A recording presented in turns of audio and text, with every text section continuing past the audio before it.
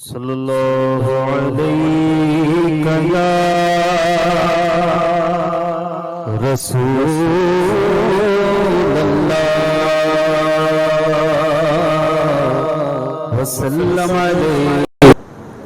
صدق اللہ العظیم وبلغنا رسوله النبی الامین الکریم ونحن على ذلك لمن الشاہدین والشاکرین والحمد للہ رب العالمین۔ قال اللہ تبارک وتعالی فی شان حبیبہ الاعلی ان اللہ وملائکتہ یصلون علی النبی یا ایھا الذین آمنوا صلوا علیہ وسلموا تسلیما۔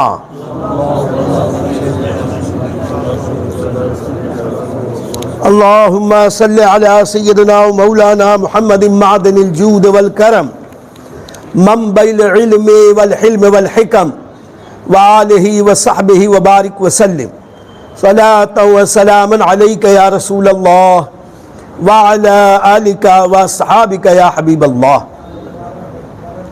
بکار خیش حیرانم مغثنی یا رسول اللہ، پریشانم پریشانم مغثنی یا رسول اللہ۔ شہا بے کس نوازی کن، طبیبہ چارہ سازی کن، مریض درد عصیانم مغثنی یا رسول اللہ صلی اللہ تعالی علیہ وسلم۔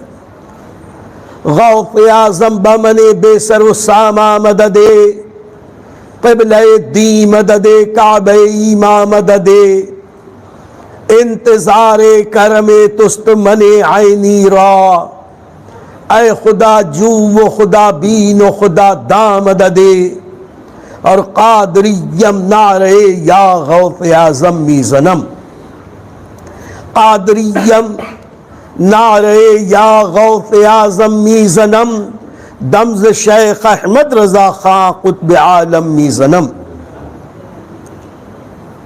معزز علماء کرام، میرے دینی اور اسلامی بھائیوں، عزیز بچوں، السلام علیکم ورحمۃ اللہ وبرکاتہ۔ عرض و معروض سے پہلے میں مبارکباد دوں سارے عالم کے سنی جنتی مسلمانوں کو، بالخصوص ادارہ حاضہ کے ذمہ داران، خصوصاً حضرت مولانا غلام مصطفیٰ صاحب قبلہ امجدی کو، کہ انہوں نے اعلیٰ حضرت عظیم البرکت کے عرس کی اس تقریب کو ایک نئے انداز سے منعقد کیا، جس میں الحمدللہ سامعین علماء کرام ہیں۔ یہ خطبہ ذوی الاحترام ہیں۔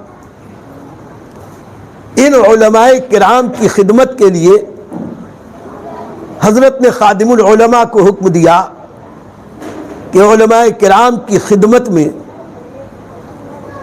کچھ دیر اعلیٰ حضرت عظیم البرکت کے تعلق سے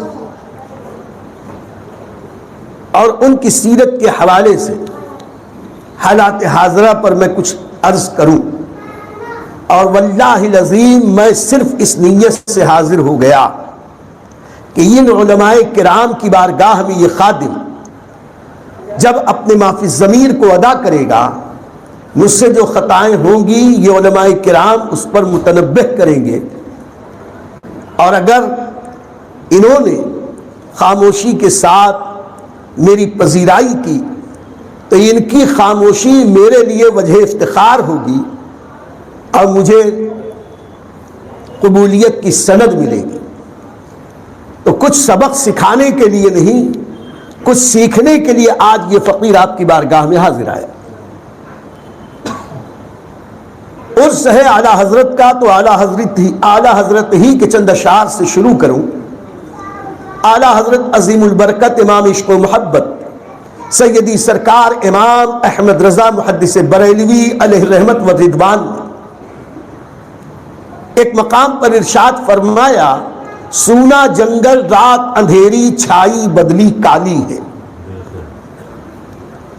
آپ غور فرمائیں، اہل علم ہیں، مجھے صرف اشارے کر کے آگے گزرنا ہے۔ امام عشق و محبت کا دور آج کے مقابلے میں بہت اجلا تھا۔ آج کی تاریکی کے مقابلے میں بہت روشن تھا. علماء ربانیین کی بڑی تعداد تھی اور اس وقت کی عوام علماء صوفیہ کی باتیں سننے والی تھی. اس وقت ایک عالم نبی فاضل جلیل اگر کوئی بات ارشاد فرما دیتا تو جتنے عوام اہل سنت ہے وہ یہی کہتے آمنا اور صدقنا. لیکن آج کا یہ یاجوجی دور ہے کہ اس دور میں جنہیں استنجا لینے کا بھی ڈھنگ نہیں ہے وہ علماء کرام کے اوپر تبرہ کر رہے ہیں, علماء کرام کی خطائیں نکال رہے ہیں. تو ایسے مبارک ماحول کو بھی دین و دیانت کے لیے اور عوام اہل سنت کے لیے امام احمد رضا نے یوں پایا تو برجستہ کہا, سونا جنگل رات اندھیری چھائی بدلی کالی ہے, سونے والوں جاگتے رہیو چوروں کی رکھوالی ہے. اگر اس وقت چوروں کی رکھوالی تھی تو آج ڈاکوؤں سے زیادہ قزاقوں کی رہنمائی کا وطیرہ ہے, ان کا عمل دخل ہے. اس وقت چور رکھوالی اگر کر رہے تھے تو آج ڈاکو اور قزاق رکھوالی کر رہے ہیں. رکھوالی نہیں بلکہ اہل ایمان کے ایمان کو لوٹنے کے لیے ہما تن تیار ہیں, ہما وقت کوششیں کر رہے ہیں اور مختلف طریقوں سے باطل قوتیں اہل سنت کے ایمان کو حاصل کر کے انہیں بے ایمان کرنے پہ تلی. اس زمانے سے زیادہ آج ضرورت ہے شعر کی معنویت پر غور کرنے کی. سونا جنگل رات اندھیری چھائی بدلی کالی ہے, سونے والوں اے عوام اہل سنت اور بالخصوص علماء اہل سنت, سونے والوں جاگتے رہیو چوروں کی رکھوالی ہے. اور صاف کہا اس زمانے میں اعلیٰ حضرت نے, آنکھ سے کاجل صاف چرا لے یا وہ چور بلا کے ہیں. آنکھ سے ایسے صاف کاجل چرا لیتے ہیں کہ جس کی آنکھ سے کاجل چرایا اسے پتہ بھی نہیں چلتا. آنکھ سے کاجل صاف چرا لے یا وہ چور بلا کے ہیں. اور اے ایمان والو, تیری گٹھری تاکی ہے اور تو نے نیند نکالی ہے, اب بھی سویا پڑا ہے. تیری گٹھری تاکی ہے ملت اسلامیہ کی, نبی پاک صاحب لولاک کے امتیوں کی گٹھری تاکی ہے. اب کون سی گٹھری؟ ایمان کی گٹھری تاکی ہے. تیری گٹھری تاکی ہے اور تو نے نیند نکالی ہے. اور امام فرماتے ہیں سونا پاس ہے, ایمان کا سونا, عقیدے کا سونا. سونا پاس ہے, سونا بن ہے, بالکل سنسان علاقہ ہے. سونا پاس ہے, سونا بن ہے, اور سونا زہر ہے. اٹھ پیارے, پہلے سونے میں سونا یعنی قیمتی چیز عقیدہ, اور آخری سونا یہ سونا نہیں, گولڈ نہیں, یہ نیند کے بارے میں کہا. سونا پاس ہے, سونا بن ہے, سونا زہر ہے. اٹھ پیارے, تو کہتا ہے نیند ہے پیاری, تیری بد ہی نرالی ہے. امام احمد رضا نے واقعی شان تجدید کا وہ حق ادا کیا ہے کہ ابھی عزیز محترم فرما رہے تھے کہ 30 فتنوں کا امام احمد رضا نے مقابلہ کیا.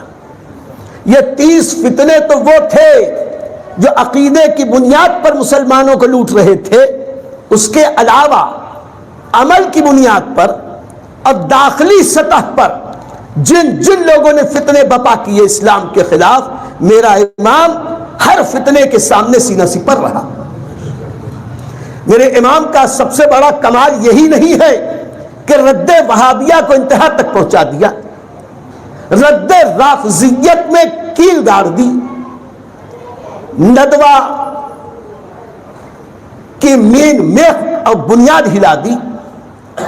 جتنے باطل فرقے آئے, ہر باطل فرقے کے خلاف میرے امام نے اپنی زور قلم کے ذریعے نبی کی عطا سے, میرے امام کی ایک بہت بڑی خوبی یہ ہے کہ امام احمد رضا سے 2 سطر کا سوال ہوتا تھا تو 200 صفحے کی کتاب جواب میں عطا فرما دیتے تھے. اور کمال یہ کہ سوال نظم میں ہو تو جواب نظم میں.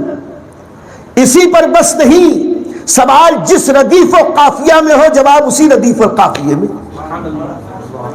نثر میں ہو سوال تو نثر میں جواب، عربی میں ہو تو عربی میں جواب، فارسی میں ہو تو فارسی میں جواب.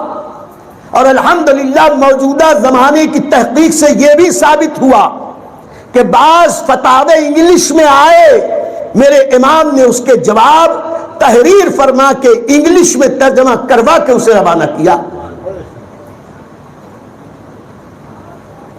ایسے عظیم علم و فن کے ماہر امام جن کی زندگی کا ایک ایک سانس وقف خدمت دین تھا، لیکن اس کے باوجود سے نوازی مثبت باتیں ہمیں عطا کریں. اگر ہم کہیں غلطی کریں تو اس سے بھی آپ ہمیں آگاہ کریں، جو ہمیشہ میں آپ کو یاد دلاتا ہوں.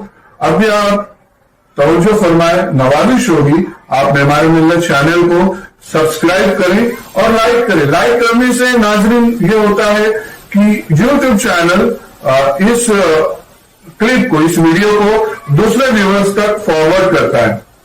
تو لائک کریں گے تو ایک اچھی بات ہم دوسرے تک پہنچانے کا نیک کام کریں گے.